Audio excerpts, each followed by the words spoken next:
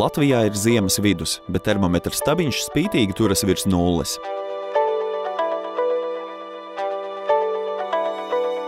Februāris. Upes mutuļo kā palu laikā, sniega sega ir nokususi un pat lauki dažviet jau sazaļojuši. Vai šādas klimata pārmaiņas ir likumsakarība? Dodamies cauri visai Latvijai, lai meklētu ļaudis, kas dzīvo saskaņā ar dabu un var pastāstīt par novērotajām izmaiņām dabas ritējumā.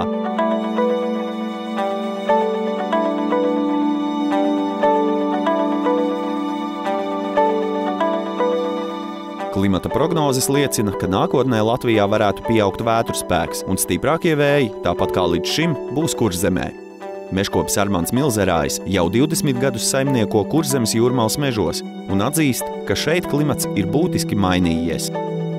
Mežaudzes jūras tūmā ir pieraduši pie regulāriem rietumu vējiem. Tādēļ koki visi ir sasvērti, kā mēs redzam šī konkrētajā audzē, arī skaidri var redzēt, ir nedaudz sasvērušies austrumu virzienā. Koki ar savām saknēm ir centušies nostiprināt, noturēt sevi. Diemžēl pēdējos gadu desmitus šie vēji mēdz iepūst arī no citām debesu pusēm, bieži pūš austrumu vēji, dienvidu austrumu. Kā rezultātā šīs vecās kokaudzes tam nav gatavs. Viņu sakņu sistēma nav gatava un daudzi no šiem kokiem tiek izgāsti. Otrs svarīgs faktors ir tas, ka ziemas ir kļuvušas siltākas, nav vienmērīgi sala apstākļi un daudz koku tiek izgāsti ar saknēm. Pie normālām ziemām šie koki lielā mērā būtu izdzīvojuši. Pie normāliem sala apstākļiem ir grunts noturība ir lielāka un koki spēj savu svaru ar saknēm noturēt un pārdzīvot lielākus vējus.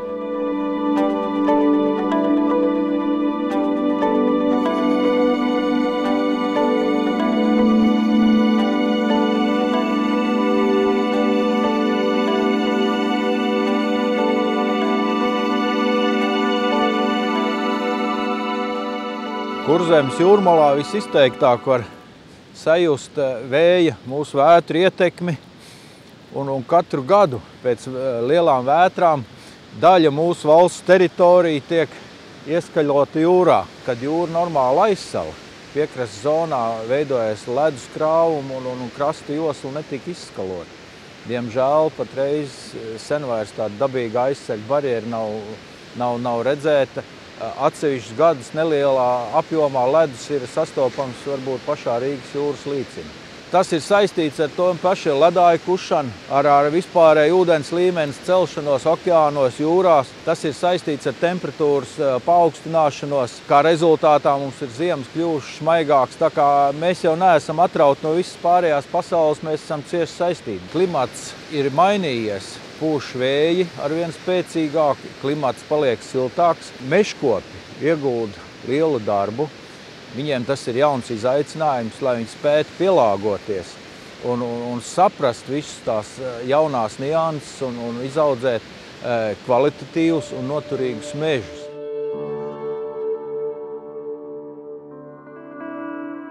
No Kurzemes jūrmalas dodamies pāri visai Latvijai uz Vidzemes augstieni.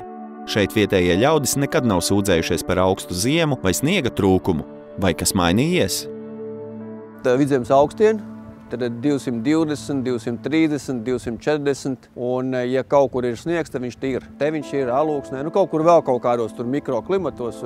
Latvijā ir tādi punkti, kur vienmēr ir sniegs. Un šis ir viens no tiem 3 vai 4. Tad es te nokļuvu nejauši un atcerējos, ka es biju kādreiz slēpoties un sākām taisīt trases un te ir reljefs un visu laiku brīnījāmies, kad ir sniegs, teiksim, uz šosejas nav sniegs, jūs iebraucat te iekšā, un tad te, un tur tā nākošā, tas pudurs, tie dzirkstiņi, tur ir ļoti daudz sniegu, un tad mēs kādreiz te slēpojam, kudī martā un aprīlī esam slēpojuši. Es atnācu te dzīvot, tad te bija tiešām 10 vairāk gadu atpakaļ, bija pamirusi zona, te nekas nenotika. Tā doma bija, ka Te tāds klasisks stāsts, nu Raimi, nu ko, nu nevienam to nevajag, nu ko tu ņemies. Un es tā kā dūls braucu, man bija tāds vecs sniegmocis, viens pats tur brauc turpat atpakaļ uz Jaunpievalu 12-13 km, un tad lēnām parādījās tie pirmie slēpotāji. Es sāku ar kaut kādām 5 slēpēm, man liekas, un viens no viņām bija 100 punkti no koka. Tā mēs esam izauguši, jā, no kādām 5 slēpēm. Skolas ir uzliktas uz slēpēm, es domāju, vairākiem 100 slēpes, tas ir pat vai 300 vai 400, 500 slēpes bērni ir uzlikt uz slēpēm un tādas programmas slēpošanas ir. Mums vairs nav brīvdienas, mums ir minimums 30 cilvēku dienā. Viss ir skaisti, viss rulē, bet ja uznāk mākons ar lietu, tas ir varbūt 24 stundu jautājums, ir tikai zāle. Ziema ir beigusies. Pētījuma dati liecina, ka pēdējo 45 gadu laikā dienu skaits ar sniega segu visā Latvijas teritorijā ir samazinājies vidēji par 20 dienām. To skaidro ar globālo sasilšanu un zemeslodes vidējās temperatūras pieaugumu. Kamēr ziemeļos ledāji kūst, Latvijā sniegs neuzsnieg vairs tik bieži, un siltās temperatūras dēļ ziemās arī ātrāk nokūst. 8. februārs, tas ir vislabākais ziemas datums, kādu vispār varētu izdomāt. Viņam jābūt visaugstākajam, visvairāk sniega jau, uz februāri jau parasti ir daudz sniega, bet tad īsumā par sniegu runājot, jūs varat redzēt, kas tie par sniegu, nekāda sniega nav. Bet ir arī tie agrie pavasari. Ja kādreiz bija tā, kad saulītē pa dienu kus, un tad vakaros piesalna un atkal varēja slēpot, pa sērsnām varēja visu kaut ko darīt. Tas ir pēdējos gados, tas ir izbijis. Es domāju, kaut kādu tuvu pie 10 gadu tas vairs nav. Un viņš līst. Sāk līt, un tad līst kaut kādas, 10, 11, 2 nedēļas līst lietas, un viņš visu aizskalo. Ja arī bijusi tā ziema ir, teiksim, kaut kāda ļoti labvēlīga, tad ļoti ātri beidzās. Ziema beidzās ļoti ātri, arī tā pārmaiņa ļoti krasa. Ar ziemām ir tā, ka viņas ir neprognozējamas. Ziema ir gara, bet arī tie ziemas, tie notikumi ir neprognozējami. Ziemassvētki var nebūt balti. Tev var būt daudz sniega novembra beigās. Tu esi nelaimīgs, jo tu neesi paspējis neko izdarīt. Teiksim, mēs neesam trases samarķējuši. Zeme sasalst. Novembrī zeme var tā sasalt, ka tu neko viņā neiedzīsi. Ja? Neprognozējami, teiksim, gan sniegi, gan temperatūras. Tad viņš ir sasalst, minus 25 grādi, tur paiet kaut kāds brīdis, līst lietus. Bet, es teiktu, ka ziemas vēl ir, sniegs vēl ir, bet neviens nezina, kad viņš ir un cik viņš ir. Ja tā ziema ir neprognozējama, tad tās ir ļoti lielas problēmas, tas ir stress. Mēs nevaram ieplānot ne darba spēku, mēs savukārt mums ir jāceļ un jāpārliek visādas rezervācijas. Šodien mums bija plānos lielais grandais festivāls, slēpošanas festivāls, kurā mēs domājām, ka mēs pat varētu uzstādīt Latvijā rekordu, jo pagājušajā gadā bija vienkārši skaisto, un tad nekas nebūs. Nevis nekas nebūs, bet nebūs slēpošana. Tātad būs cilvēki, būs notikums, skries, ies pārgājienā. Ir jāmēģina pielāgoties, jo tagad ir modernie laiki, ir Facebooki un ir webkameras. Un mēs esam, kā es agrāk teicu, mēs tos cilvēkus esam izaudzinājuši un izglītojuši, kad viņi reāli ir tik gudri, ka ja tagad uzsniegs, viņi te būs. Viņi būs rītā klāt. Un ar to mums jārēķinās, jo teiksim, kaut kādi standarti vai tradīcijas vairs nedarbojās. Tas ir vairāk kā skaidrs. Labs piemērs, kā pielāgoties dabas likumiem un turklāt saimniekot dabai draudzīgi, ir Laimas Hercbergas bioloģiskā saimniecība Vizbuļi, Penkulē. Šeit zemgales leknā zeme netiek piesārņota ar ķimikālijām. Audzējot dažādus dārzeņus, mēs cenšamies ievērot saistību ar dabu. Tas ir, mēs ievērojam mēnesi fāzes, mēs skatāmies vai lapu vai augļu dienas, ražu arī novācam, skatoties pēc šīm dienām. Mēs nekad nelaistam nevienu lauku. Mēs ļaujam augt pašiem. Mums nav neviena nekur tāda papildu laistīšana. Un parasti nekas nav nokalts uz lauku, jo augs jau pats uzņem no tā zemes tik, cik viņam vajag. Iespējams, ka viņš lēnāk aug, bet viņš aug dabīgāk. Bet nelaistot mēs neizmantojam liekus resursus. Pēdējo 10 gadu laikā esam novērojuši, kad ir arvien mazāk saulainu dienu. Tāpēc neizaug uz lauka ķirbji un tomāti. Saistībā ar šīm klimata pārmaiņām sanāk, kad man ķirbi mēdz neizaugt. Jūlijā pietrūks saules. Ja nav saule, tad nelido bites, neaputeksnē. Tas saistās ne tikai ar ķirbiem, bet ar visiem augiem, kas mīl siltumu un kam vajag kukaiņus, lai viņi aputeksnētu. Es nemāku pateikt, vai tā ir globālā sasilšana vai globālā sasaušana. Reizēm liekas, kad martā ir nedabīgi augsts, savukārt janvārī ir nedabīgi silts. Tas tā kā ļoti atžgārni sanāk.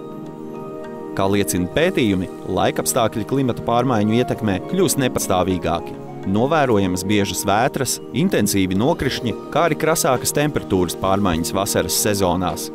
Lai samazinātu globālās sasilšanas radītos efektus, ik viens no mums savā ikdienā var veikt vidē draudzīgas izvēles. Piemēram, Laima Hertzberga ik gadu siltumnīcas kurināšanu sāk arvien vēlāk. Katru pavasari cilvēki zvana un raksta, kad būs dilles, kad būs salāti, kad būs redīsi, kad būs agrie gurķi. Visi grib jau māja sākumā agros gurķus, bet katru gadu mēs izvēlamies ar vien vēlāk sākt kurināt siltumnīcas, jo tas prasa ne tikai ļoti lielus izdevumus, bet arī ļoti lielus resursus. Tā ir malka, mēs nocērtām mežus pilnīgi dabīgi, un mēs tādējādi izniekojam šos resursus. Gribot 2 nedēļas ātrāk gurķi, vai tas mums mainīs kaut ko dzīvē? Mums nemainīsies nekas. Jau kaut kādus 3 gadus pēc kārtas februāra beigās sākam kurināt siltumnīcas, bet šogad esam nolēmuši tikai marta vidū sākt kurināt, lai ietaupītu resursus.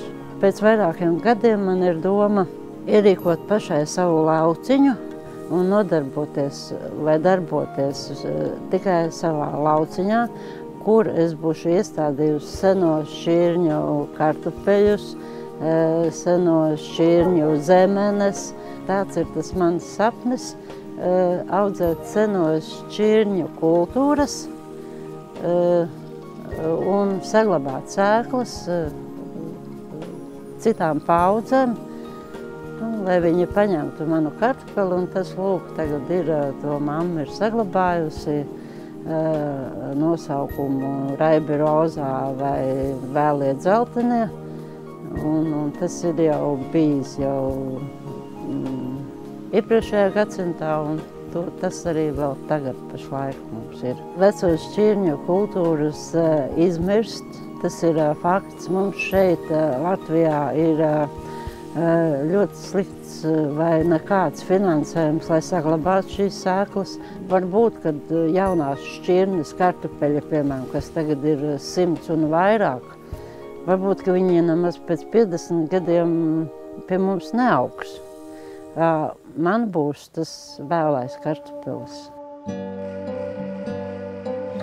Par mūsu dabas un augu valsts vērtību saglabāšanu rūpējas neviens vien Latvijas zemnieks un lauksaimnieks. Jaunpiebalgā satiekam Guntaru Dolmani, kura sirdslieta jau vairākus gadu desmitus ir dabiskas, līdzsvarotas vides saglabāšana ekoloģiskajā saimniecībā Lielkrūzes.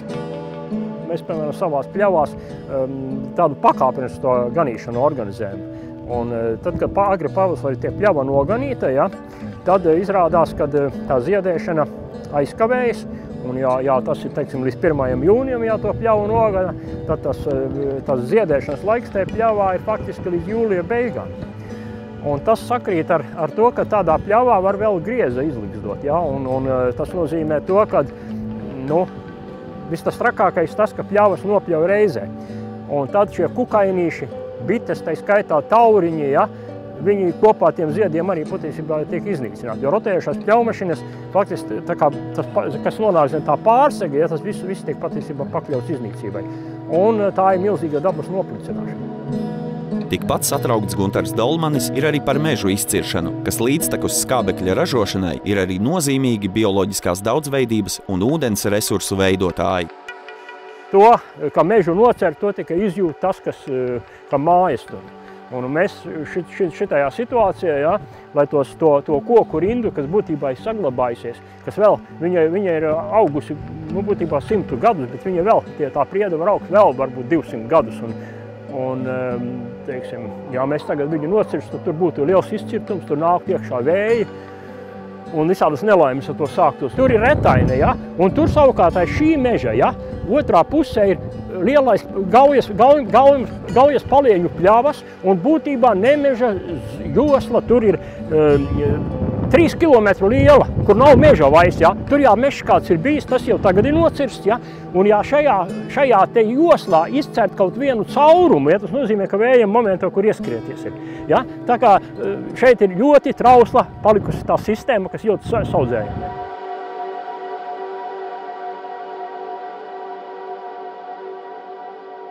Iztaisīja kaļcirti, vai ne, un tāda kaļcirte uzkars saulē.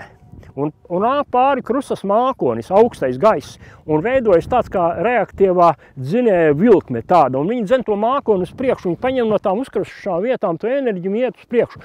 Un vēl tas ir tā, teiksim, ja, piemēram, mežu cert izlases veidā, tad nav tādas konkrētas robežas un nav faktiski, kur šai vētrai ieķerties, jo izlīdzinās temperatūras koku stāvā, ja viņš ir pakāpenisks. Ja, ja viņš ir tagad, teiksim, uzkarsis izcirtums, tad iznāk tā, ka tas vētras trieciens spēks ir tieši koku vaiņagu augstumā, un tur paņem tā kā, teiksim, kā nošauti tie koki visi paliek. Mēs no tā esam no šādas visādas ciršanas tik ļoti cietuši, es varu pateikt, šitā māja koku, ja. Viņa paskaties, iespaidīga ēka, ja.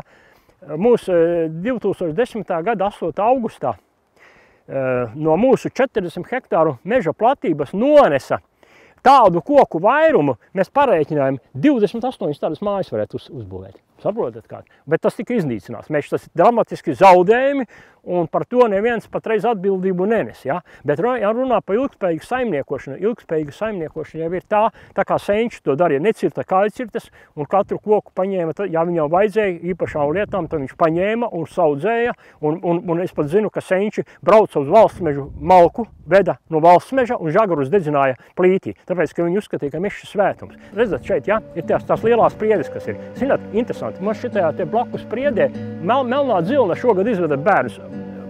Kalvāns Aigars ornitologs atbrauc un apgrizināja. Ja, piemēram, nebūtu to pārējo lielo koku, viņa nekad neligzdo šeit pie mājas. Viņa ligzdo klusos, tālos mežos, kur parasti lielo koku pietiek. Un tāpēc ir svarīgi arī šiem lieliem kokiem šeit būt. Tā dabas daudzveidība to novērtē. Arī zinātnieki Latvijā ir norādījuši uz nepieciešamību klimatu pārmaiņu kontekstā izvairīties no mežu izciršanas apjoma pieauguma, jo sevišķi kailcirtēm. Katrs šāds neapdomīgs saimniekošanas gadījums ieliek savu ārtavu kopējā globālās sasilšanas procesā un likumsakarīgi, ka klimats mainās. 78. gadā bija uz sniega zosanos -49 grādi, gaisā bija -43. Tā bija Republikas Latvijas zemākā temperatūra, ja? Un vēl ir bijušas arī citas ziemas augstas, teicu, ja, kad ir manā mūžā pirmos 25 gados 4 reiz ābeles izsala. Tagad pēdējos, vairāk kā 30 gados jau ābeles nav izsalušas. No 78. gada, pēc tam vēl viena augsta ziema, bija vairāk nav bijis tāda augsta ziema. Klimats ir kļuvis ļoti mainīgs. Un neko nevar prognozēt tā kaut kā, un kad pārsteigumi aizvien. Ja? Mēs jau latvieši vienmēr priecājamies par vasaru īstenībā, un es pateikšu, ja, kad nezinu, gribam vienmēr, ka tā vasara garāk pastiepjās. Un te sevišķi Piebalgā jau tā kā drusciņi vēsāks, un tad mēs tā kā sapņojam, ka būtu tā kā varbūt labāk būtu, ka siltāk. Bet otrs ir tas, ka te 4 gadu laiki, tas ir vienkārši jānovērtē. Un es atceros tajā milzīgi garajā ziemā, kas bija tie gandrīz vairāk kā 6 mēnešus, tā, kad bija tas uznāca tā garā ziema, kas bija 12. gadā, ja? Tad uznāca, teica, būs bada gads, jau vairs nekas neizaugs, un uznāca tāda vasara, ja? Ka faktiski viņi līdz Jāņiem jau bija noķerts, viss nokavētais, ja? Un parasti tā, ja ir nikna ziema, tad arī vasara ir karsta. Un mēs gribam arī kādreiz, lai te vasarā būtu tā temperatūra, tāda ziema jau arī vajadzīga, tā jau nav. Ziema ir vajadzīga. Un tad ir tā, ka 4 gada laika, tad arī viss dabā funkcionē. Par to, ka daba pati visu līdzsvaro, ir pārliecināta ārstniecības augu audzētāja Zeltīta Kaviere. Es cik no savas mammas un vecās mammas atceros, ka tur 41. gadā bija tāda ziema, un mana mamma tur vienmēr stāstīja, ka tādi plūdi bija, ka uz skolu ar laivu brauca. Un es no savas bērnības atceros, ka mēs gājām trikātā pāri pa ezeru, un bija kupenes tādas, ka nevis mēs gājām pāri pa kupenām, bet mēs gājām cauri kupenām, jo bija tuneļi izrakti. Ja. Vienmēr visos laikos ir bijušas siltās ziemas un augstās ziemas, un tikai no tā atkal, vai tu cilvēki grib iet tā mehāniski, tagad tikos un tikos ir jābūt pavasarim, viņam ir jābūt, nav pavasaris, kā tu man te tagad šmauc un dusmojamies uz laiku, bet es saku, vienmēr ir tā tie cilvēki, kuri zina šos dabas likumus, viņi paskatās un zina, ka būs tagad, pavasaris būs tad un tad, vai tur 10 dienas ātrāk, vai pagājušajā gadā es teicu 2 nedēļas vēlāk, tā arī bija. Zeltīta Kaviere prognozē dabas ritējumu pēc senā Artūra kalendāra, vērojot norises dabā un jau decembrī nojaušot, kāds būs nākamais pavasaris un vasara. Viņas novērojumi 20 gadu laikā liecina, ka ārstniecības augu kultūru izzušana nav saistīta ar klimata pārmaiņām, bet gan cilvēka saimniekošanas veidu. Tas, kad miglo, to jau viss tā kā ir pieraduši. Visi ir sapratuši, jā, miglot ir slikti un tā tālāk. Bet tā lielā nelaime jau slēpjās iekš katra mūsu pagalma, iekš katras mūsu ceļa malas, kā mēs to redzam. Ja mēs katru pagalmu uzfrēzējam, iesējam smalku zālāju, un tad tur reizi nedēļā vai vēl biežāk viņu pļaujam, tad tai pagalmā jau nekā cita arī vairs nav. Normālā lauku pagalmā visa tā aptieka, kas jums ir vajadzīga mājā, lai nebūtu jāiet pēc tabletēm, viņa visa ir pagalmā. Ir ceļmala lapiņa, ir maura sūrene, ir maura retējs, ir baltā panātra, tā pati nātra pieminētā un dadzis.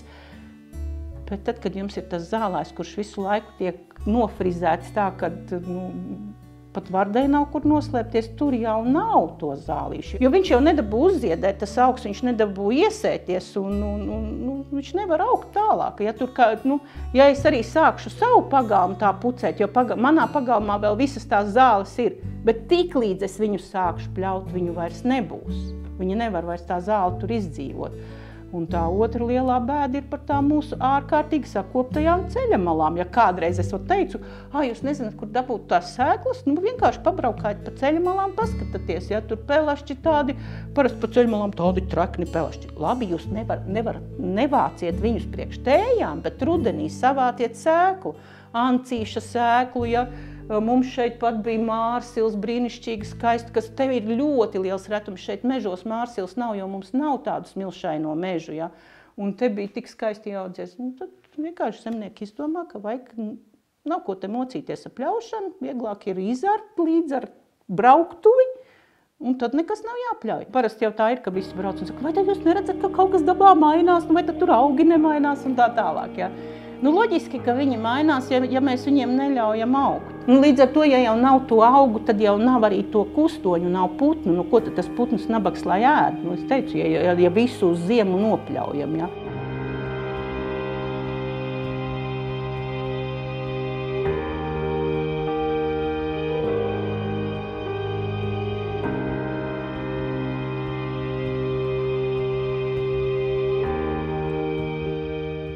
Tā, kad es teiktu, ka kaut kas ļoti pazustu klimata dēļ, pilnīgi noteikti ne. Tur es tikai redzu cilvēka vainas, cilvēka tādu nedomāšanu līdz un kaut vai pieņemat šo likumu vai lēmumu par to, kad ir jānopļauj tikos un tikos. Ja. tik un tā tas augs nedabūna iesēties. Mīļie pilsētnieki, kur ir nopirkuši tās mājas laukos ar to domu, ka nopļaujiet tikai tik, cik jums vajag un atstājiet. Un atstājiet līdz vēlam rudenim, jo arī ar tiem jaunajiem noteikumiem, ka vienalga tajā septembra vai augusta beigās vai septembra sākumā ir jānopļauj. Ar to domu, ka lai daba saglabātos, asinzālē sēklu nogatavojas tikai oktobrī. Tad, kad jau viss ir ritīgi nokaltis, tad viņa nogatavojas. Ja? Tas nozīmē, ja jūs arī nopļaujat kaut vai septembra sākumā, tik un tā asinzāle nedabūja iesēties. Vienkārši domājiet līdzi, ko jūs darat.